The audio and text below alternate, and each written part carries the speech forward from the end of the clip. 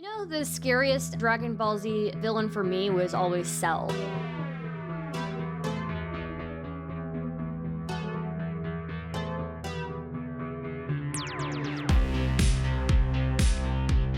Can I offer a super chat in this trying time? Thank you, Draven, for the $10. Everything about getting into 40k lore or not that into sci-fi. I am into sci-fi, and I've thought about getting into the 40k lore. But I'm afraid that I'm not going to have enough time to read political stuff if I get into the 40k lore. I've already like have trouble finding time to like squeeze in like things that I feel like I need to read. So I'm scared. I'm scared if I start reading into 40k lore that I'm not going to have time. But maybe we'll see. Get into Dragon Ball instead, please. Dragon Ball Z really disappointed me as a kid. 40k is political in its own sense. I'm sure it is. I'm sure. Stardust, there's a podcast that goes over lore/book recommendations if you like listening to stuff while working. Okay, I'll take a look at it. Let's see. All right, I'll take a look at it.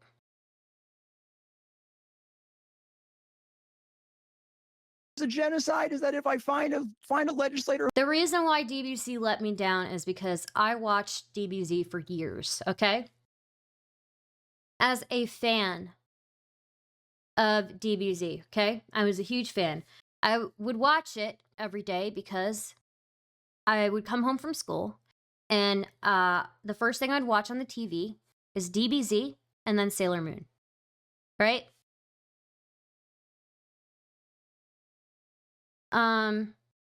Those are the two things I watched when I was growing up. And so I would come home from school and I would turn on the TV and that's what I would see.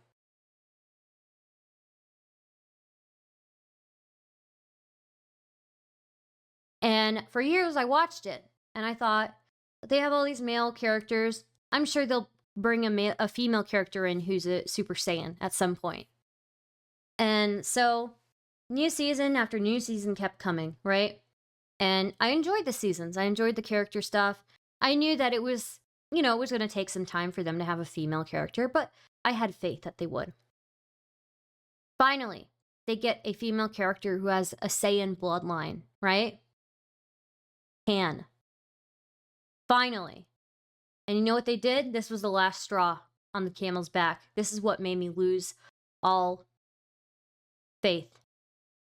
She's a pussy. She couldn't be a Saiyan, and she was a fucking pussy-ass bitch, man. She was weak as fuck.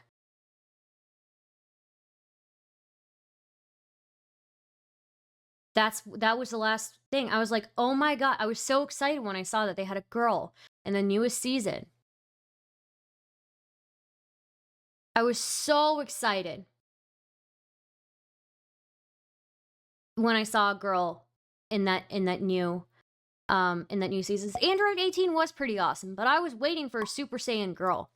I was so excited. I was like, yes, she is the granddaughter. She's got the Saiyan bloodline. Her dad's a Saiyan. She'll definitely be a Saiyan. Finally included a girl. Did she ever go Super Saiyan? No. Could she go Super Saiyan? No. Was she at least strong? No. And that's it. And after that, I was like, you cucked me. You fucking cucked me. And that was it. I stopped watching. There's like 3 female Super Saiyans now. Yeah, but do I even care now? Android 18 was pretty fucking badass. She was one of my favorite female characters, actually. And I like that she ended up marrying a guy who was like weak as shit. Who was a pussy compared to her, right? But they brought Pan in. And I was so excited. I was like, wow, they're gonna do it. This is my moment. They made this moment for me. They made Pan for me. They did it for me. Did they do it for me? No. Pan was weak. She couldn't go Super Saiyan. You got Kale and Kefla, though? Those are DBZ people? Huh, okay. I haven't seen it. Pan was so infuriating for me that I stopped watching. Studying like in law, like genocide. That's they'll the say, thing, GT isn't even canon. How is GT not canon? GT was literally like...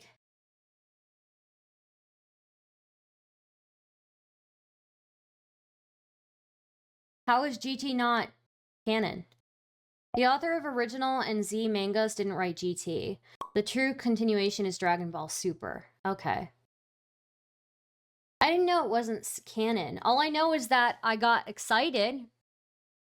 Young me got excited at GT and seeing that, oh my god, there's a female character who fights and she is the daughter of Gohan, right? I was so excited. I was like, she is the daughter of one of the most powerful Super Saiyans. And the granddaughter of the most powerful Super Saiyan. I bet she's gonna be a fucking beast. Right? And then I watched it. I thought it was my moment, and it was not my moment.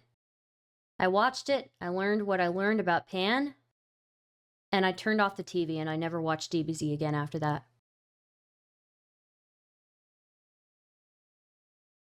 Stardust, please YouTube Kefla real quick. Why? So,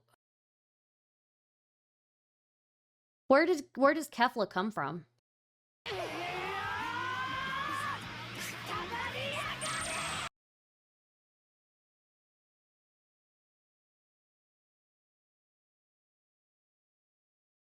Pan as an adult is not canon. Pan is canon. How is Pan canon? Is she canon or not? She's in Super.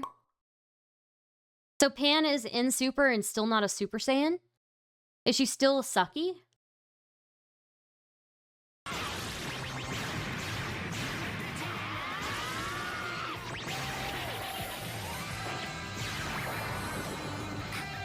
Oh, in Super she exists, but she's literally a baby. Okay.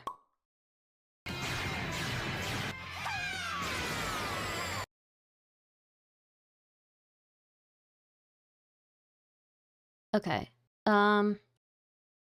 Super was fun because I like Destroyer Cat Guy. I did watch the Dragon Ball movie, the Dragon Ball Z movie with the cat guy. Yeah, I did see that. So, they come from another universe where Saiyans are good.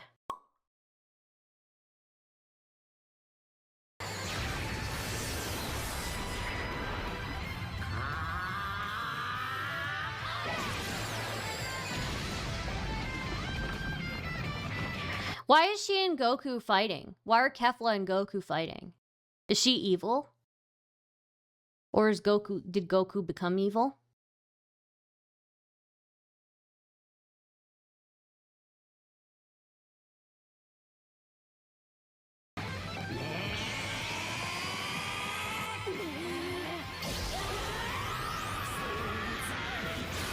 Oh, in Super, Goku becomes friends with God and convinces him to have a multi-dimensional tournament arc. Interesting. They're in universe versus universe tournament. 8 planets fighting against each other to survive. Goku and Kefla are from different planets.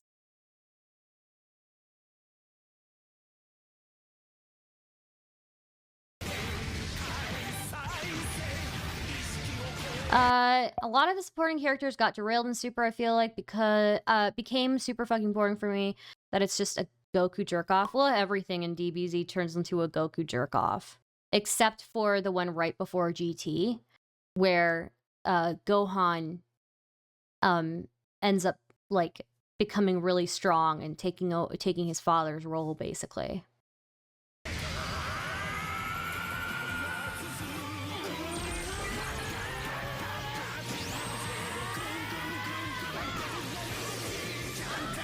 Goku is kind of the bad guy. He puts several universes at risk just to fight strong opponents. Based.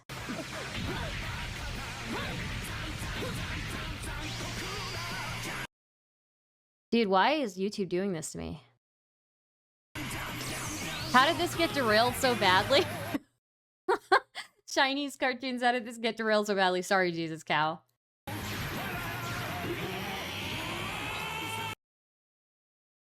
In Mexico, they aired the last few episodes of Super in front of crowds of like 500 people, and they'd roar when Goku transforms. Yeah, so fucking based.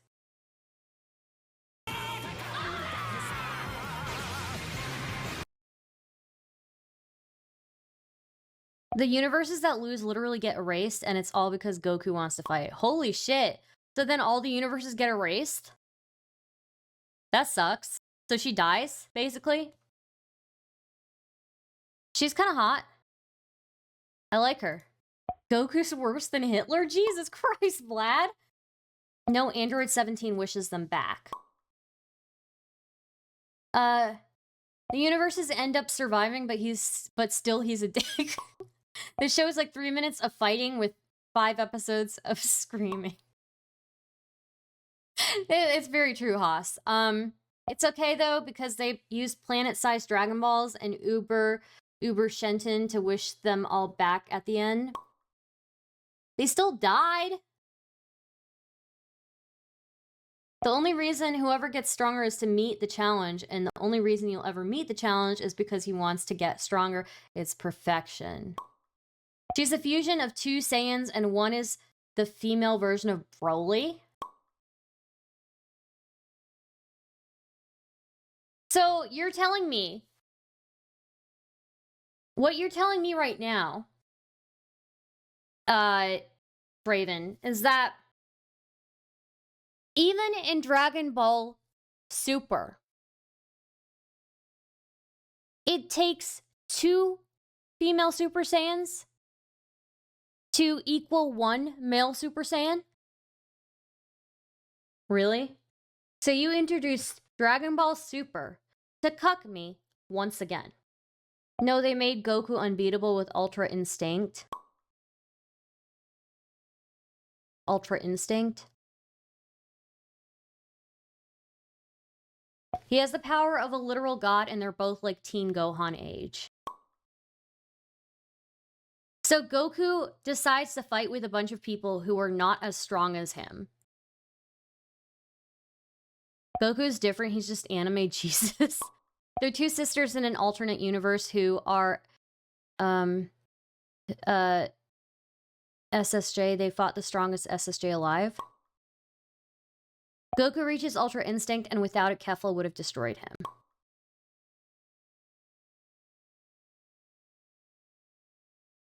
Worse than Hitler? Yeah. Jesus Christ, Goku. What the fuck? Is this it? She becomes stronger than him when he dies. Really?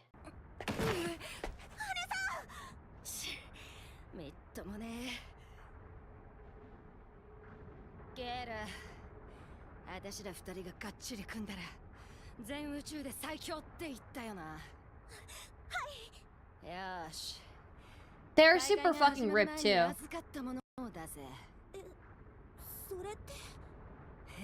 Dying is like going to New Jersey for the weekend in the DBZ universe. That's actually super fucking true.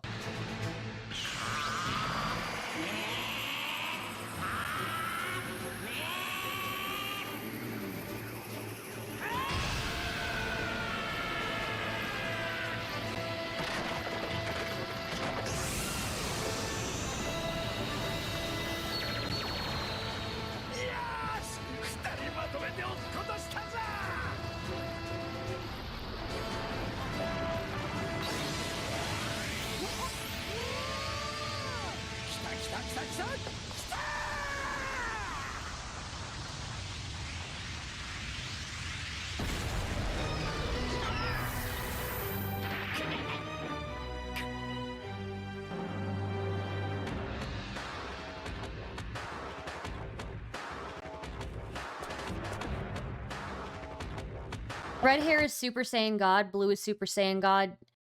Super Saiyan? What?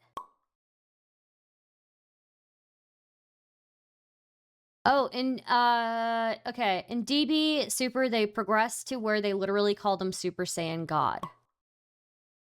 Interesting.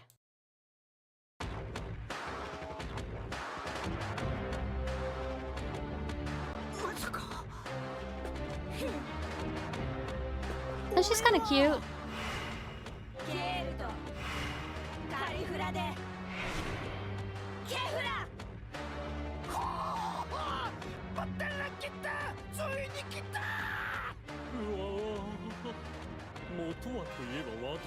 At the time of writing, Super Saiyan God is his third most powerful form. したものですが細けえことはいいんだよやっちまえあれはいいか今渡したアイテムはあくまで最後の手段だ部活に使うんじゃないぞあんま趣味じゃねえんだよなそんなつったんだろうがよんだよキャベおめえにやるやん私のもいりませんよお前らそれすんげえアイテムなんだからなあの時のポタラによって合体することで生まれる新しい肉体と人格その力は1プラス1ではなく数十倍にも膨れ上がりますその通りわかったか本当の切り札は Wait, I want to watch it. YouTube keeps cucking me.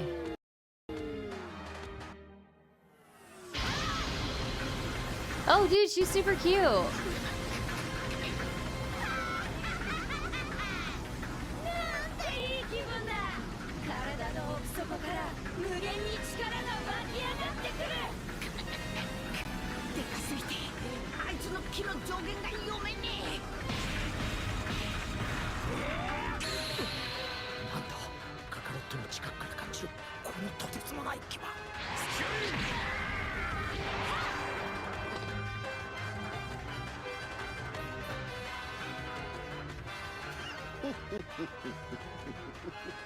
楽しい戦いになりそうですね。この力でどこまでやれるか試させてもらうぜ Okay, you know what? Alright, fair enough. You guys convinced me. Maybe Dragon Ball Super is worth watching. I'll see about it. I'll think about it. Can we see genocidal intent in Hitler before 1941? They bring Frieza to fight on their team. You know, the scariest Dragon Ball Z villain for me was always Cell. And then I felt like Majin Buu was just a cheap ripoff of Cell. I think Cell was the OG, like actual fucking scary villain. There was nothing scarier in Dragon Ball Z than Cell. I couldn't believe that they just made Majin Buu and he was straight up like a ripoff. Kid Buu was not as scary as Cell. I'm sorry to say. I really think Cell was the scariest villain in Dragon Ball Z. I don't think anybody else came close to it. Nobody in Dragon Ball Z came even close to Cell's, how terrifying Cell was. I don't think anybody transformed in quite the same way that Cell did. And just just how Cell killed people was scary.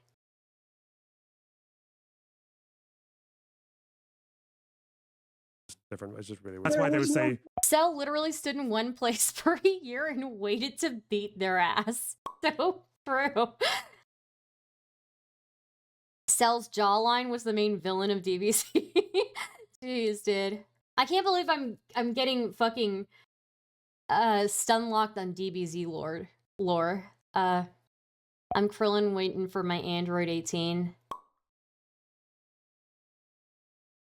First form Cell had mad horror movie vibes. I mean, all of it had horror movie vibes, to be honest. The Cell was like a fucking masterpiece, I think. I don't think there was any villain that came close to the amount of terror that Cell put into me.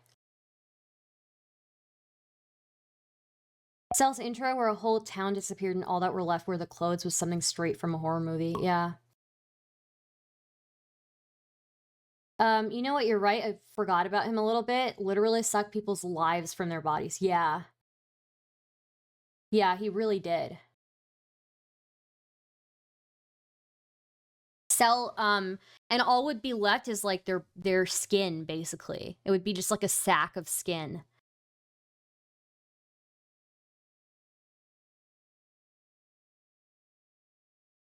It was also the best arc. The whole Goku coming back from the afterlife to help Gohan and Han Super Saiyan 2. Well, wasn't it Gohan and his brother? Or maybe it was just Gohan. But yeah, Gohan really proved himself. It was a really good arc because by that time, Goku was dead. He was in the afterlife. He was kind of just partying it up, vacationing. He had no reason to come back, right? And then almost like Gohan is taking his final... Gotenks wasn't fighting Age yet. Okay, so it was just Gohan.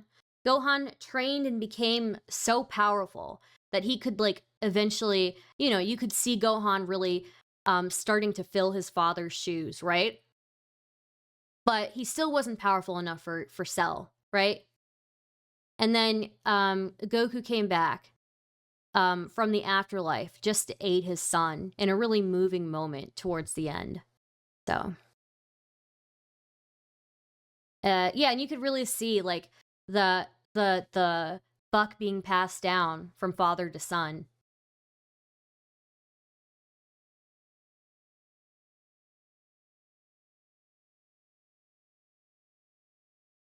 DBZ lore, the author wanted to make Gohan the new protagonist, but got backlash for it, hence the weird 180 and character nerf post-Cell saga.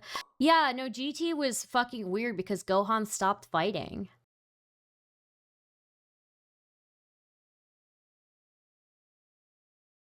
But you really could see, like, him passing the torch, you know? From father to son, they teamed up one last time to defeat Cell, father to son. And I was there for it. I was like, you know what, this is a really good arc. But yeah. Then they made Boo. Goku came back. Boo was not really that intimidating to me at all. Cell was straight up terror, you know?